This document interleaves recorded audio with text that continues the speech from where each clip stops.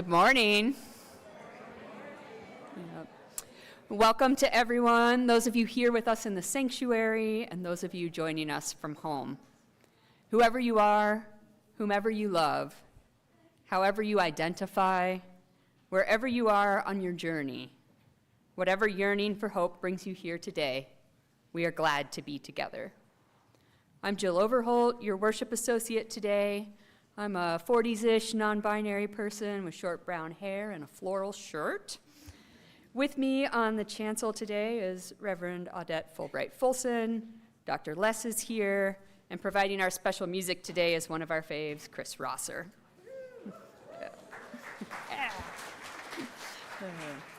Simon Jacobs is back on tech, and we are also grateful to everyone who lends a helping hand. Think about your board members, the leadership development team, our annual giving campaign leaders, the volunteer crew that takes care of our beautiful campus, the fields, the flowers, the facilities. Many hands make light work, and we are grateful to everyone who makes our congregation possible. Now, in preparation for this hour of love, hope, and liberation, please take a moment to carefully silence your devices and prepare your hearts to hear our opening music. Good morning, everyone. How you doing?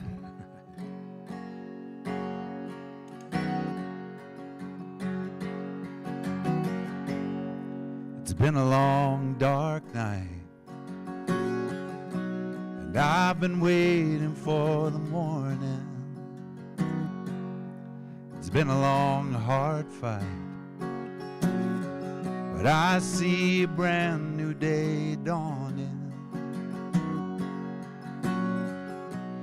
I've been looking for the sunshine, 'cause I ain't seen it in so long. But everything is gonna work out just fine. Everything's gonna be alright. It's all been wrong. 'Cause I can see light of a clear blue morning. I can see the light of a brand new day. I can see the light of a clear blue morning. Everything's gonna be all right. It's gonna be okay.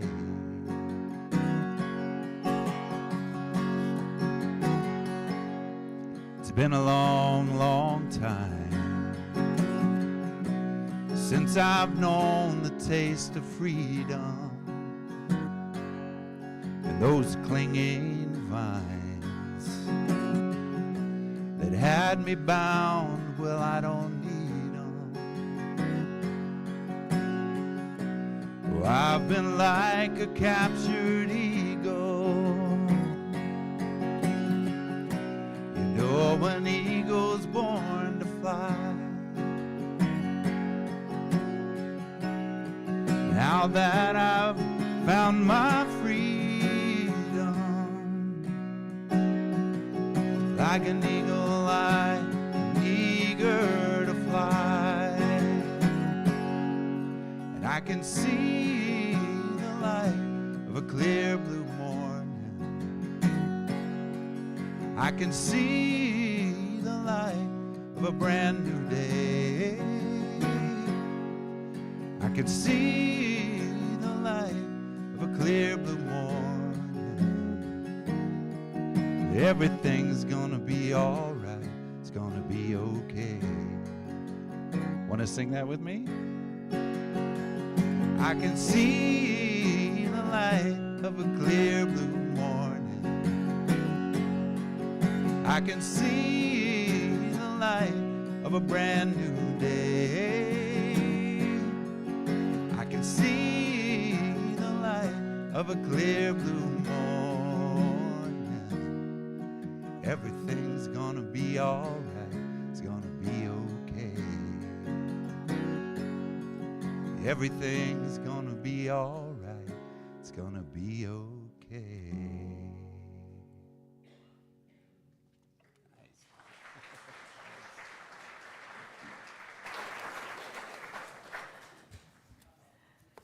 All right, I want to invite Leela up to join me with Mom Tessa. And you know what we need to do? We got to do this.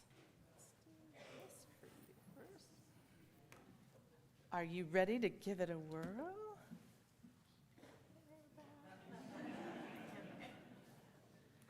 Whee! It's gonna spark up. Good, good, good, good. There we go. Good job, nice job. That's Leela's first time. So, come as you are. Come tired or worried, joyful or confused or full of wonder. Come depressed or anxious or lonely. Come and let your full humanity be accepted and open your heart to the fullness of the humanity of all of these folks around you. We will delight and disappoint each other, rally and falter, care and forget to be careful.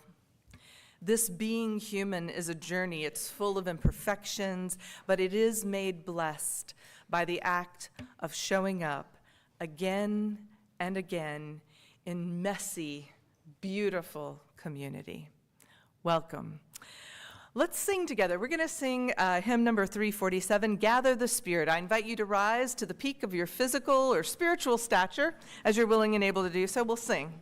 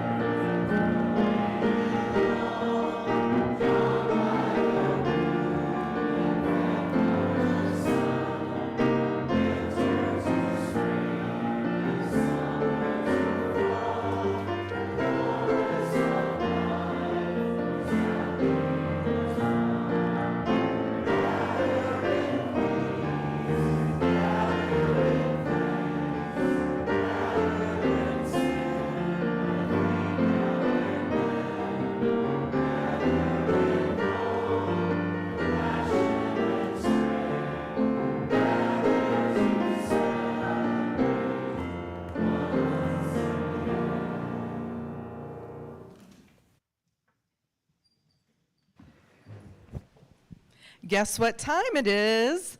It's time we get to do a story.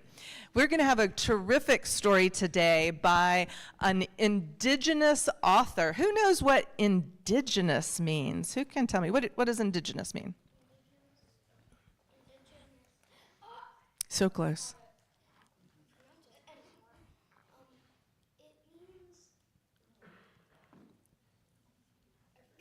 I forgot. What do you think?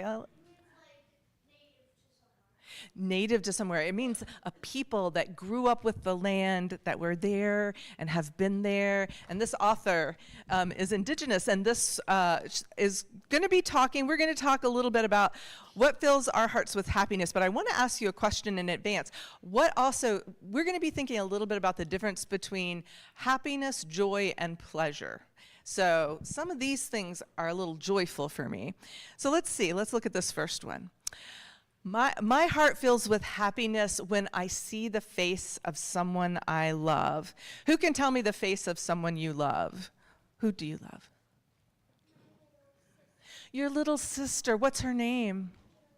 Jojo. So when you see Jojo's face, fills your heart. Oh, thank you. Anyone else? Yes. Your mom, just like this person. Yeah. How about you? Your father. Right.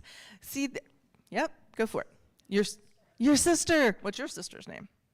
Lotus. How about you? And your sister. What's yours? And your dog. What's your dog's name? Oh, your dog is your sister. Well, what is your dog sister's name? What is it? I can't hear. Ladybird? All right. See, there are so many faces we love. Let's look at the next one. So, my heart fills with happiness when I smell bannock cooking in the oven. Does anybody know what bannock is? It's a kind of bread. It's a special kind of bread. What fills your heart when you smell it cooking? Does anybody have something what do you love? Brownies.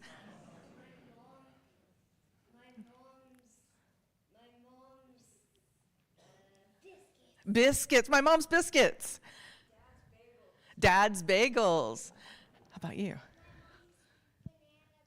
My mom's banana bread. Oh my gosh. Can y'all all smell those delicious smells? My heart fills with happiness. Let's look at the next thing. Oh, did I miss you? What do you like to smell? Okay. And you? SpaghettiOs. Gotcha. Well, we're going to go to this one. What do you think is happening here? My heart fills when anyone can have a guess? Sing, play music, right? Yeah, our hearts fill with joy when we sing with Chris, right? And Dr. Les. We love it. Let's look at the next one. Anybody have any guesses as to what she's doing here? What's she doing? She's dancing. Who else has your heart fill up when you dance? Anyone? I do. Yeah, we got a lot of dancers. How about the next one? My heart fills when I hold the hand of someone I love. Yeah? Do you have someone you love to hold their hand? Your whole family. I know, right? Anyone else? What? Your brother. Does he let you hold his hand very much? No. But her heart would fill with happiness if you would. We'll move on from there. My heart fills with happiness when I listen to my grandmother's stories. Does anybody have a storyteller in your family? Are you a storyteller? Do you love something? There's a storyteller. Who else is a storyteller? Loves to tell some stories. Yes, yes, yes. And we love to hear them, don't we? Are you a storyteller? Yes. See, and if you're a storyteller, tell me after the service. I might have you do this. Let's go to this. This one's fun. My heart fills with joy when I drum. Anybody like drumming? Don't do it today. No, I'm just kidding. You probably can. A lot of drummers in here, too. My heart fills with rhythm when I drum. I think one more. What fills your heart with happiness? Anybody want to just share something that we didn't talk about already? Go ahead. Your mom. All right. Playing violin. Playing music. Yes, playing violin. Yes. Seeing an old oak tree, yes. Behind you, yes. Teaching kids about Horses. Tobin. Refinishing furniture. Here, right here. Spending time in nature. Behind you, too. I'm so sorry, I didn't hear. Spending time in nature was also yours? A little sister named JoJo. Oh, that's amazing. Yeah, yes, right there, Katie.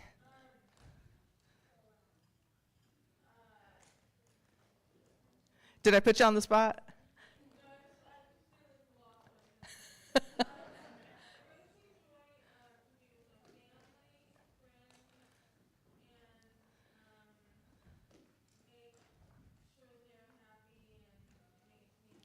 Yeah, sometimes making sure. That is a perfect place for us to stop, but isn't it exciting that there's so much joy circling things that we love? We're going to actually be talking about this during the service. So when you are out of your classes, talk to your grown-ups about what their joys are in the world. But right now what we're going to do is we're going to sing you out. If we can do a little quick cleanup, that'd be so amazing. If you are new or you're with someone new, they may want to go with you to your class to see where to pick you up after the service. But for now, we're going to sing to you.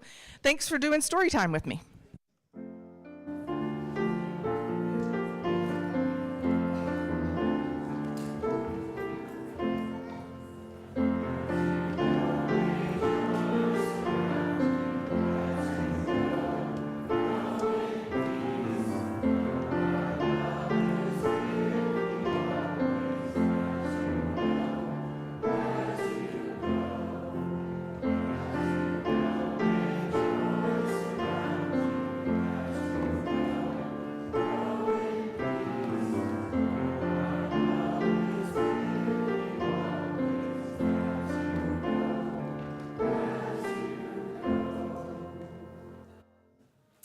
Thank you all for participating in the joy. We are going to sort of take it to a different space in our hearts for a few minutes. And before we have a time of meditation, I do want to light a candle for our longtime member, Betty Moore, who died 2 Thursdays ago. So we remember Betty.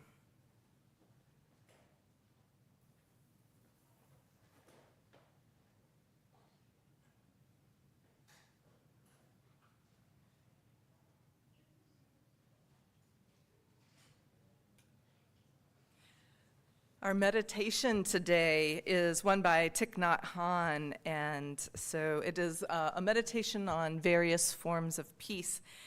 And it begins like this. He asks us, as we're together praying for peace, let us truly be with each other. Let us pay attention to our breathing. Let us be relaxed in our bodies and in our minds. Let us be at peace with our bodies and our minds. Let us return to ourselves and become wholly ourselves. Let us maintain a half smile on our faces. Let us be aware of the source of being common to us all and to all living things. Evoking the presence of the great compassion, let us fill our hearts with our own compassion towards ourselves and towards all living beings. Let us pray that all living beings realize that they are siblings, all nourished from the same source of life. Let us pray that we ourselves cease to be the cause of suffering to each other. Let us plead with ourselves to live in a way which will not deprive other beings of air, water, food, shelter, or the chance to live. With humility, with awareness of the existence of life, and of the sufferings that are going on around us, let us pray for the establishment of peace in our hearts and on earth. To this end, we hold a moment of silence.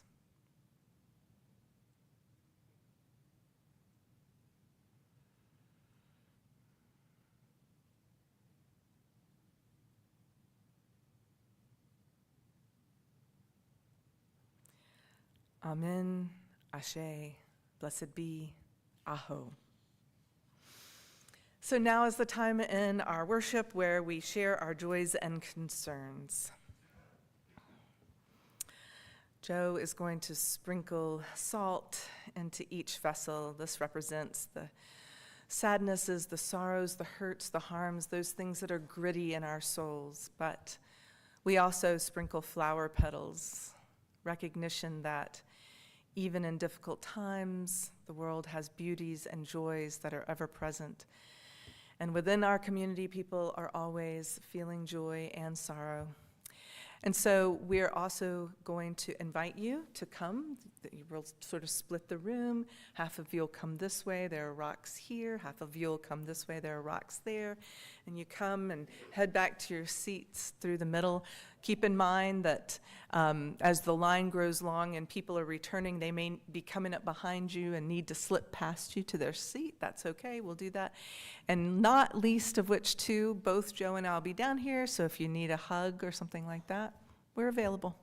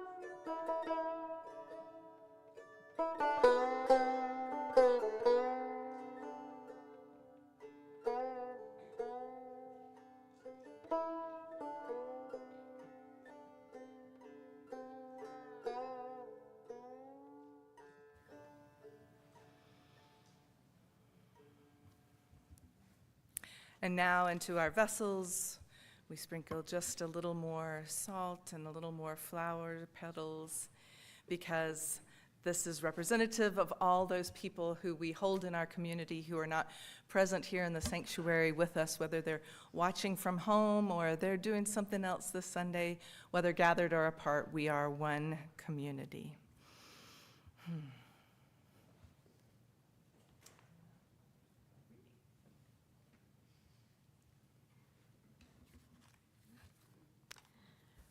Our reading this morning is an excerpt from the Book of Delights by Ross Gay.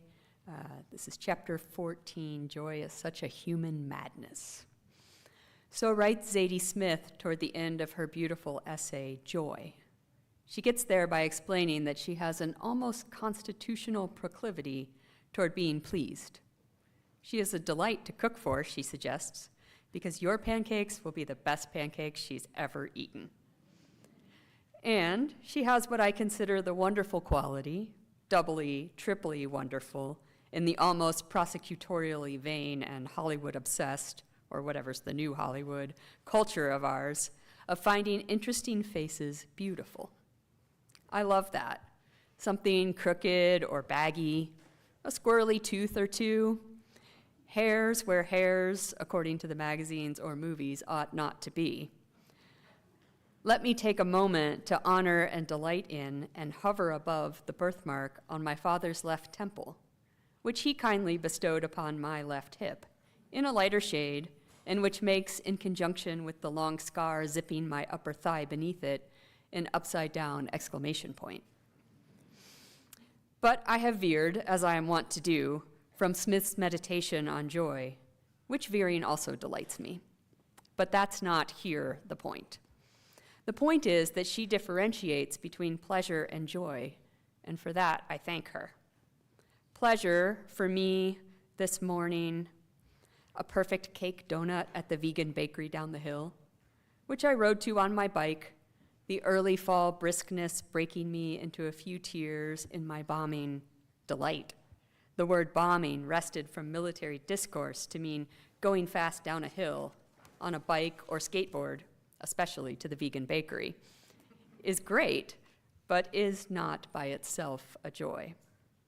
And given as I am writing a book of delights, and I am ultimately interested in joy, I'm curious about the relationship between pleasure and delight.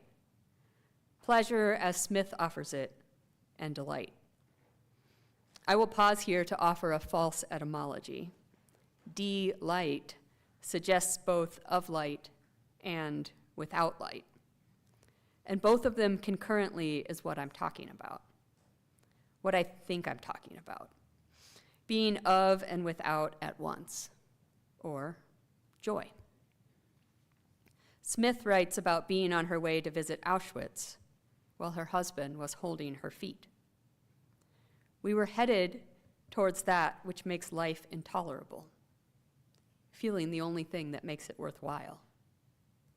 That was joy.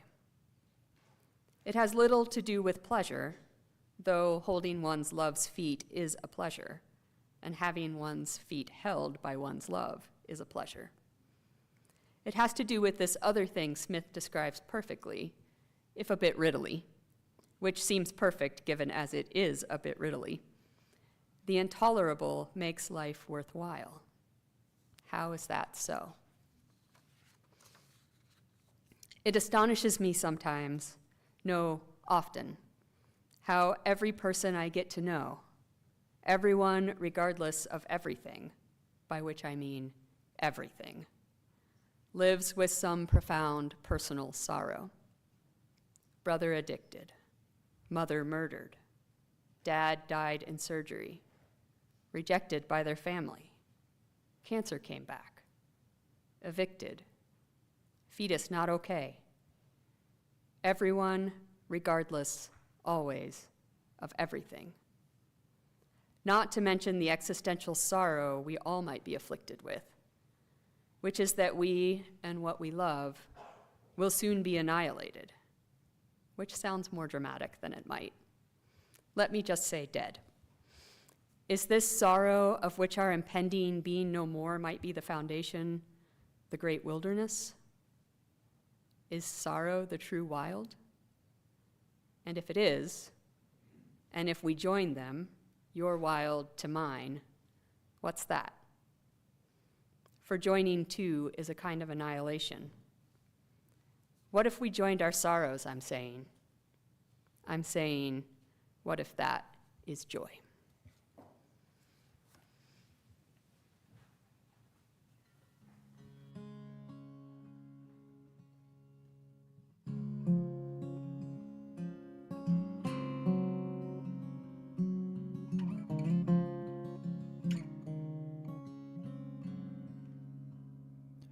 I'm looking at the paintings in this great museum. The news of one more shooting made me long to cry. I'd love to work for justice and for peace and freedom, but right now I need a refuge that is quiet and dry. So I come to see the beauty when the world is tragic. An umbrella stops the rain, but it won't dry the sky. This play of light and shadow is transcendent magic, and it changes the whole universe, at least inside. In the ocean deep, when these waves are steep, every hope I keep betrays me.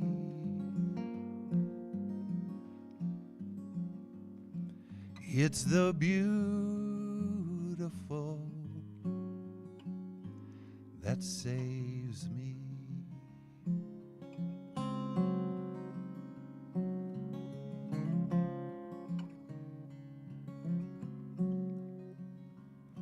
So I'm walking past the priceless works of famous artists, but in between those canvases, it's cold white walls. These painters found a crucible for their catharsis, but they knew that no rendition could contain it all.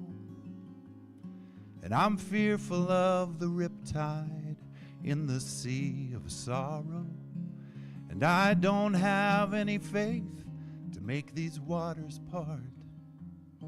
And if I venture out there, I would die, drown a martyr. And it feels so overwhelming, I can barely start. In the ocean deep, when these waves are steep, every hope I keep betrays me.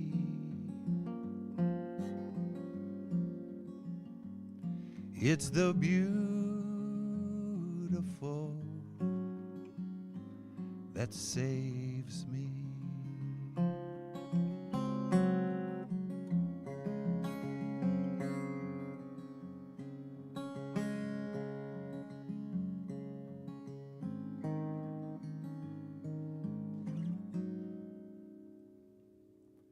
Now the woman at the coat check hands me back my raincoat. Stay warm out there, she smiles and looks me in the eye. I take her simple kindness like we're all in the same boat, and we all need some protection from the storm outside. We are underneath the cloud of all this dark emotion, but I'll make it through the storm because I warmed my heart. A wooden hull can rest above a deep, dark ocean, and a window into beauty is a place to start. In the ocean deep, when these waves are steep, every hope I keep betrays me.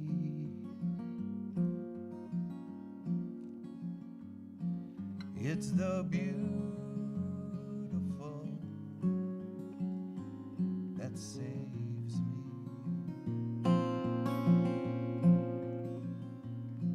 It's the beautiful.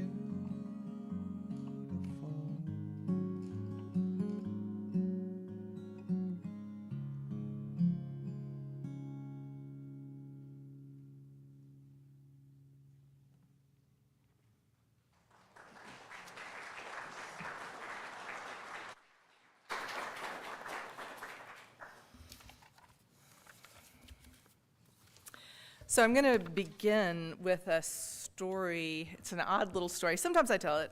From time to time I tell it. But for a really long time, when I was a child, but it continued for many years, I had this odd habit. Now, I am one of those people who really love Christmas. I love Christmas, and in particular, I love our Christmas tree. Our ornaments for our Christmas tree, they're not the matchy-matchy ones. They're each one's individually chosen. It comes with a story. Sometimes they're funny. Sometimes they're beautiful treasures. They're the kind that your kids make when they're young and things like that. So it's full stories for each of these ornaments. And I had the habit of avoiding looking at the Christmas tree once it was set up. I mean, every now and again, I would gaze over it at it in delight when the world was dark and it was all lit up in its glory, but mostly I avoided looking at it. And I only realized that I was doing this, like, in the last several years, right? And I don't remember what it was that caused me to realize I was doing that, but I got to wondering, why on earth am I avoiding looking at this beautiful Christmas tree that I love so much? I love everything about it. And I thought, do I have Christmas tree trauma that I need to process? What's going on there? And finally, I realized I was avoiding looking at it because I loved it so much. I was responding to my love for it, this appreciation, as if I could ration it, as if by the simple act of looking at the tree, I would use up the joy and beauty of its presence. I was trying to hoard the joy of looking at the Christmas tree. I mean, imagine that for a minute. To believe that simply by observing and appreciating something, you can use up its beauty or use up the joy that it brings, as if it's a commodity, if it's limited in supply. That is a crazy story to tell yourself, right? And being human is, at its core, an act of storytelling. In every moment, we are crafting these stories in our mind. We're creating a narrative arc about ourselves, about our actions, about the actions of others, about the relationships that exist between us and the world around us. And most of us fall victim to what's called the fundamental attributional error. How many of us know this one? A few. We're all going to know it now.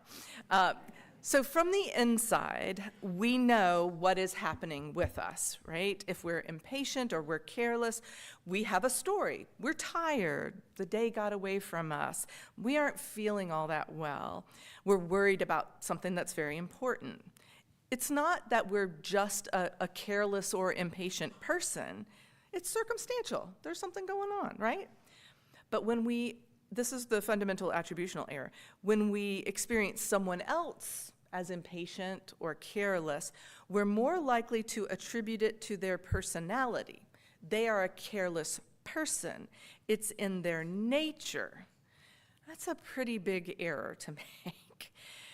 But if we remember that we are fundamentally storytellers, there's this joy that can happen. We might remember, for example, that we're crafting a story.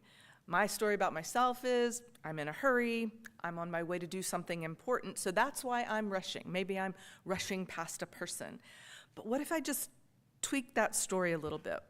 What if the story is, I'm doing something important, and there's enough time?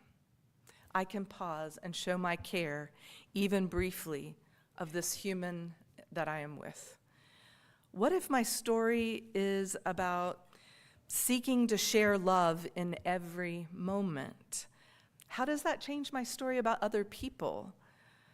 What if when I look at the angry shopper, I see someone suffering, someone who's also creating suffering, right, in other people perhaps, but that I don't assume that this is the totality of their being. Maybe they also have other moods or ways of being in the world. I don't know their story, but I could be curious. So there are these practices that help us find the space to be more curious as storytellers, and the one that I'm choosing today is sparking joy. And I choose it partly because that term became pretty familiar with the work of Marie Kondo, but much more because in a time of just incredible upheaval and turmoil and a sense of danger that I think many of us feel, we are apt more than ever to forget that joy is actually a present possibility. William Kukin writes, "Joy is an intrinsic attitude of mind that includes gladness of heart, soft-heartedness, and tenderness that supports a capacity for appreciation, for contentment and gratitude. Just as our hearts can tremble in the face of suffering, they can also tremble in the face of happiness and beauty." Its effective tone is gladness, aliveness, vitality. It's associated with a range of emotions, including contentment, wonder, radiant pride, gratitude, and delight. So all of these things, and a capacity for appreciation, a capacity for gratitude. Each of these have a part in our development and the expansion of our empathy, that ability that we have to build, to be in relationship with each other and the world around us. And Kukin also points out that the enemies of joy are resentment and Schadenfreude, the taking of pleasure in someone else's misfortune. It's interesting to watch how easily resentment can rise up in our hearts.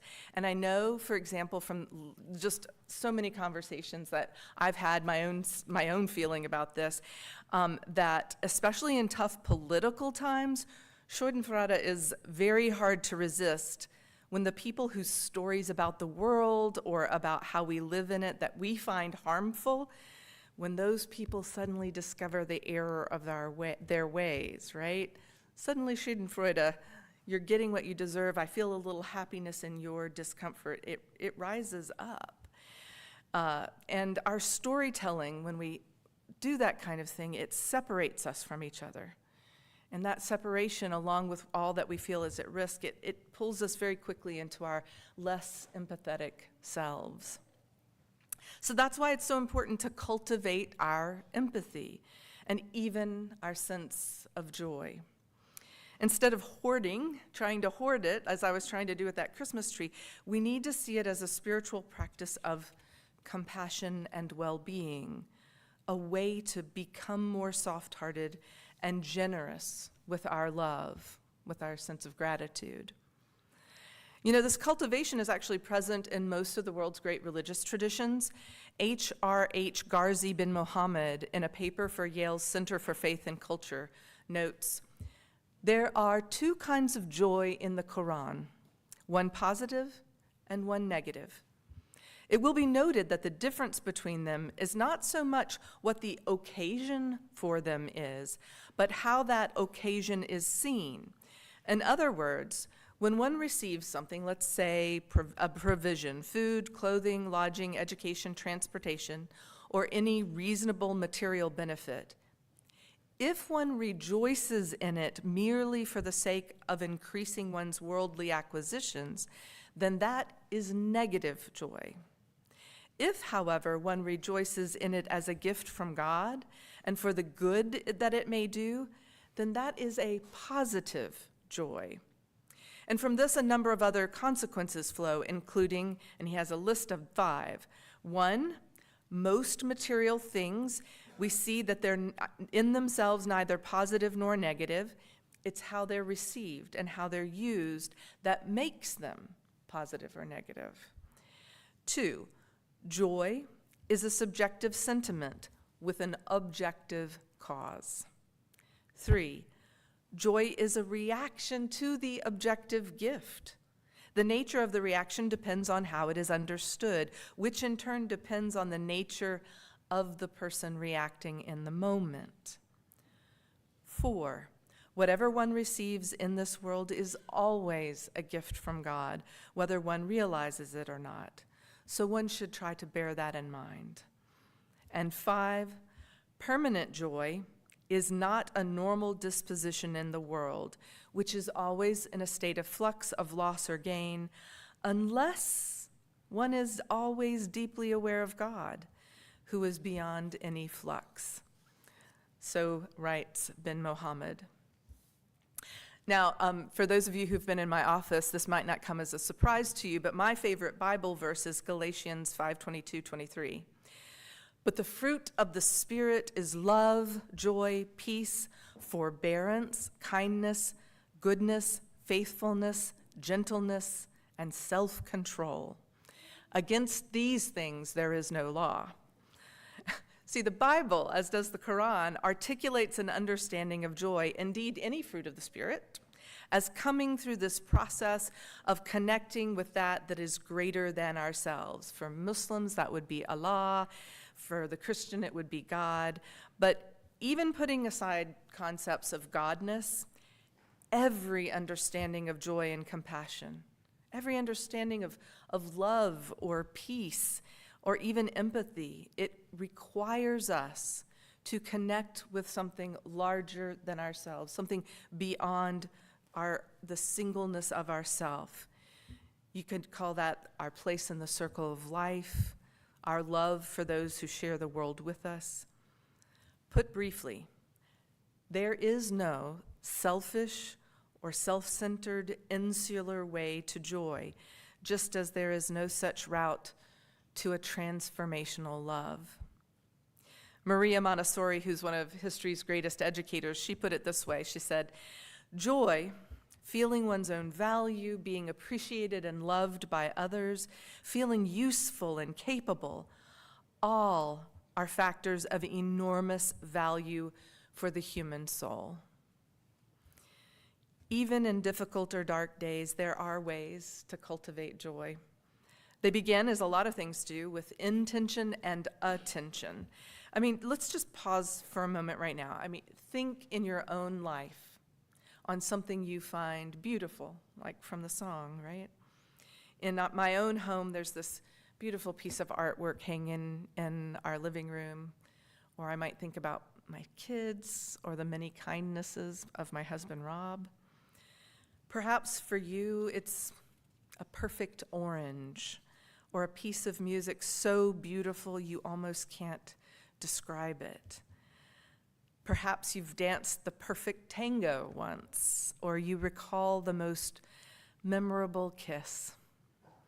For some, it may have been the sun setting over an unforgettable pastoral, or the way water felt on your skin as you settled into it. You know, this world is so full of amazements, of gifts that we did not seek, nor can we ever repay. Sometimes it's the heartbreaking kindness of a stranger, or the generous response of someone who loves you. What matters most is that you savor it, that you can recall it to mind sometimes when it's gone, that you take the time to notice the multitudes of such moments as they enter the round of your day. Think about the writers and activists, as well as dancers and comedians, rooftop gardeners, the flowers that bloom by the side of the road.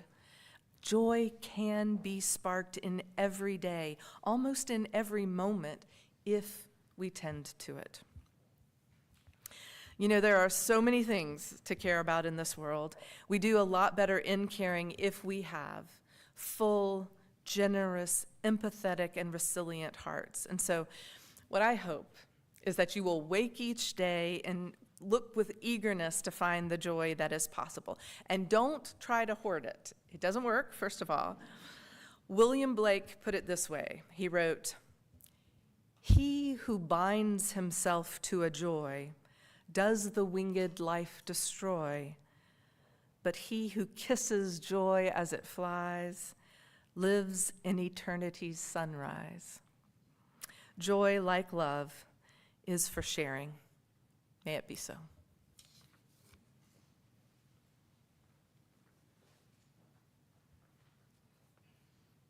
And now, rise to your physical or spiritual stature to sing hymn number 346. Come sing a song with me, verses 1 through and 2.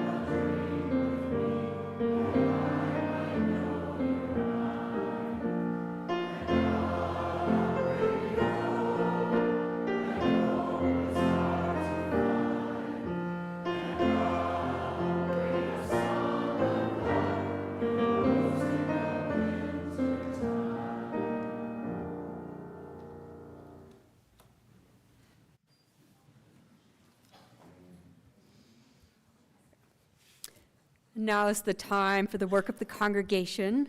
We love to welcome our visitors and newcomers, but we have something special today. So if you're new, be sure to say hi to Trevor, our connections coordinator, who would love to meet you after the service, especially if you have any questions. There's Trevor. Or visit our welcome table where we have folks eager to welcome you personally and get to know you a little. Our announcements run as slides at the beginning of the service. If you missed them, refer to Thursday's weekly e-news as everything is described there. If you don't receive the e-news, email us at information@uuasheville.org and we'll get you signed up. We have a special list of announcements today. May is going to be a really special and busy month. So we hope you're ready to be part of it with us. Before we jump into that, we want to make sure that you mark your calendars for the special Sunday service and celebration of Reverend Claudia's ministry on June 14th. You'll be hearing more from the team working on that, but for now, save the date. And on next Friday, next Friday, May 1st, is our partnership with Good Trouble, Western North Carolina. We're going to do participation in the May Day walkout by hosting here a Goodwill feast, which the wider Asheville community is invited to. We want to be able to feed anyone who shows up, so we hope you'll join us, maybe bring a dish to share. You can see Karen Bigham after the service for more information. And then next Sunday, May 3rd, Caleb Graves from UU Justice in C will be with us, and you won't want to miss it. He is amazing, and he's bringing puppets. Then, does everybody know what's happening the weekend of May 9th and 10th? Anyone? Anniversaries, yes, that's our 75th anniversary celebration. On Saturday, May 9th, we're having a special anniversary happy hour from 5 to 7 p.m. There's going to be lots of good food and drinks and music and a great time. And then on Sunday, May 10th, we're having one service that Sunday, 10 a.m., with a very big celebration service and then a celebration coffee hour. And importantly, you should note, after that, our budget town hall, so we can look ahead to our next 75 years. On May 23rd, we have Bobby Joe Valentine in concert. That's going to be great, so get your tickets now. And on May 30th, we have our second annual Asheville's Got Talent. We have more competitors this year, and it's going to be a blast, so join us. Terrific. Oh my gosh, what is that? Come in. Oh my gosh. Look who it is! We would like to welcome home some of our fellow journeyers back from their weekend travels.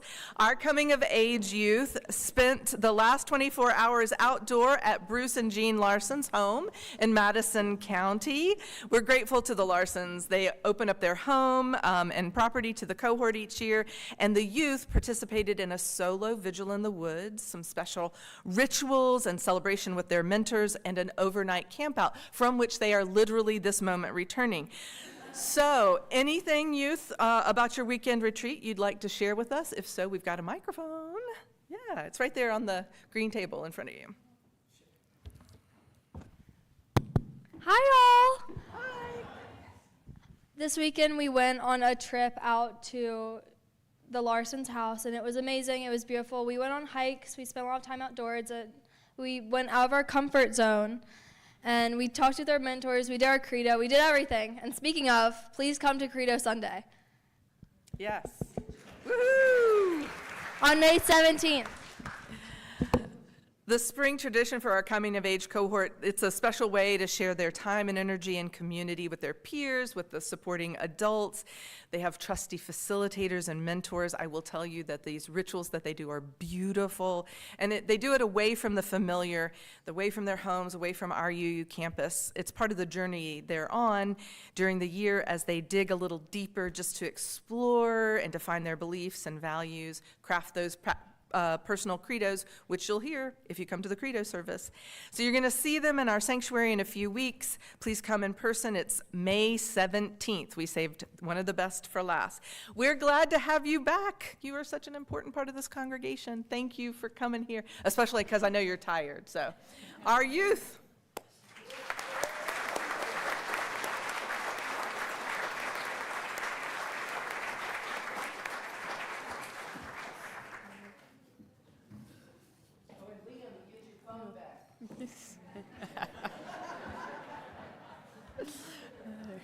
Thanks, youth. All right. Just a quick final note, we have pastoral care team members here each Sunday who are glad to lend an ear if there's anything heavy on your heart this morning. You can find them at coffee hour wearing yellow name tags or visit the pastoral care table. Our community plate partner this month is Peace Garden, and as always, we split the plate with our partner. The work and ministries of this congregation are entirely supported by the generosity of our members and friends. We celebrate your generosity each Sunday with music and thanks. You make us possible, and we give thanks for you. The offering will now be gratefully collected.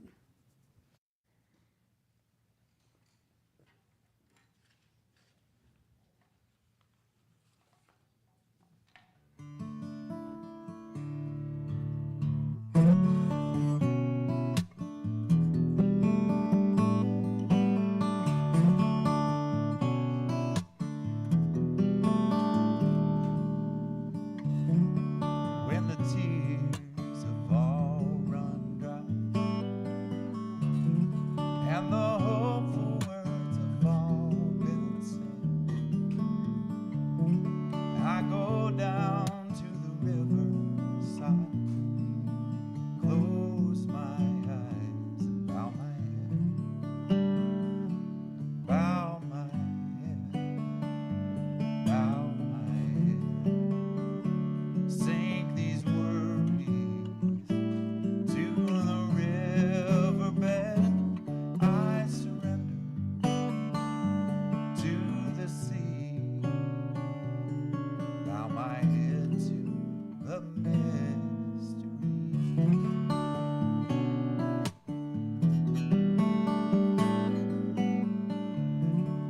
So many things that I don't know. So many troubles lie ahead. Water like a kindness flows when I close my eyes and bow my head. Bow my head. Bow my head. Sink these worries to the riverbed. I surrender to the sea. Bow my head to the mystery.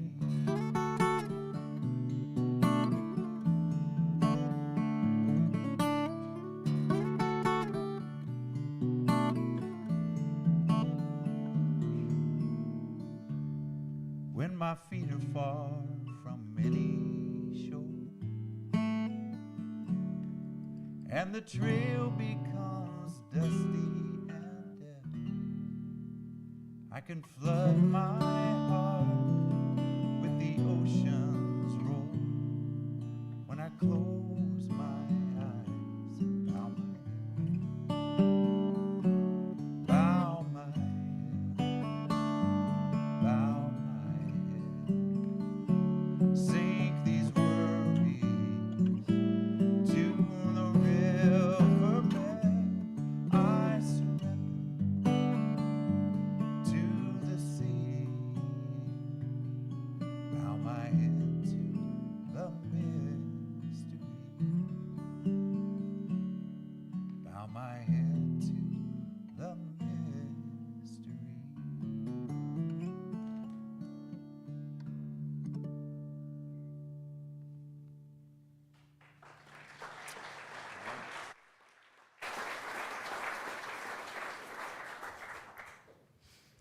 For the gifts of your time, talent, and treasure, we are truly grateful. We are also grateful to Chris Rosser and to Dr. Les for sharing the gift of music with us today.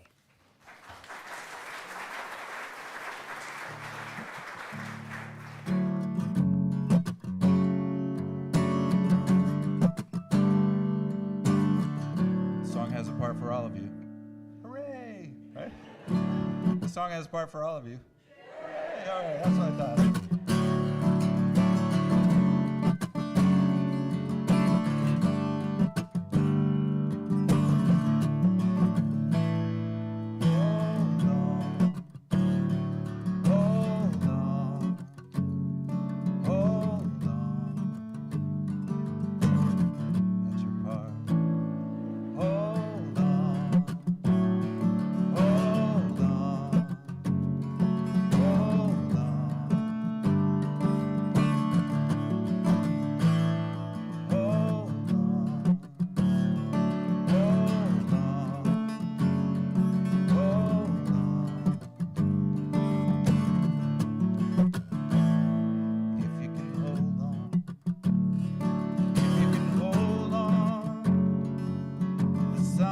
rise again. If you can hold on,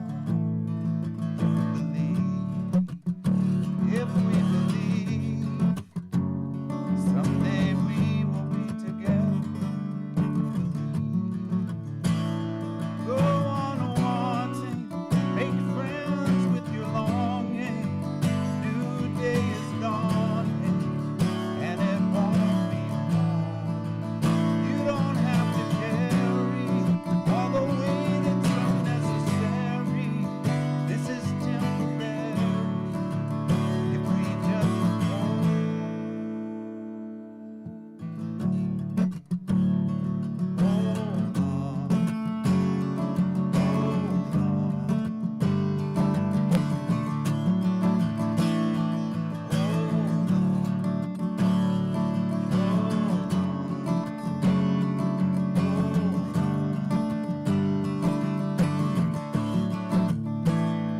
Give a little comfort.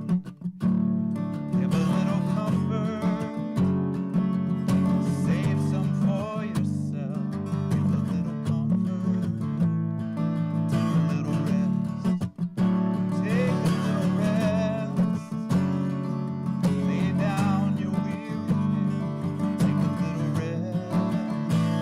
Go on wanting. Make friends with your longing. A new day is dawning, and it won't be long. You don't have to carry all the weight that's unnecessary. This is temporary, and it won't be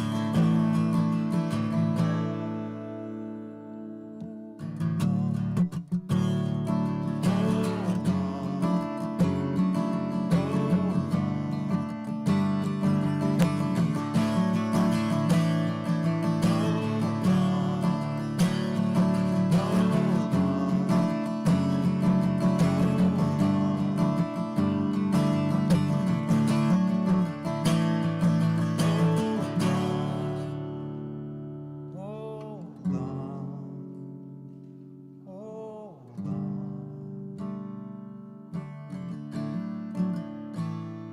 If we can hold on, if we can hold on, the sun will rise again. If we can hold on.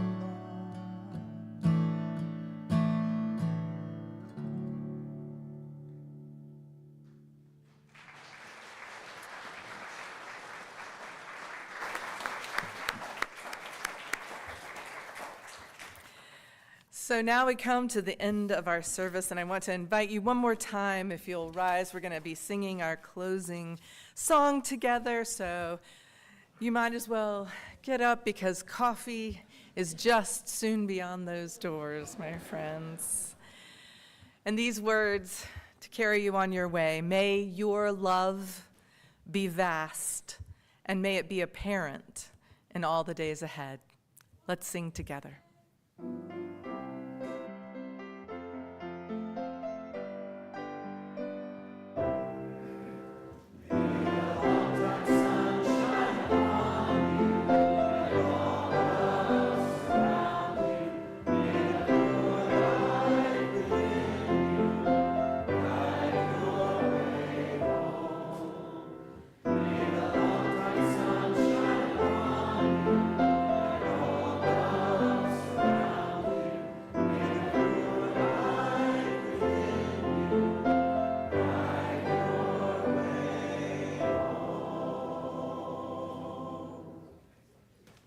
Some fellowship.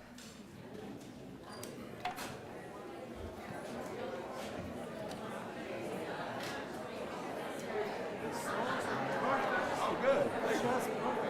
Because Ross came with me. I know. Wow, I like when that works out. Thank you, guys.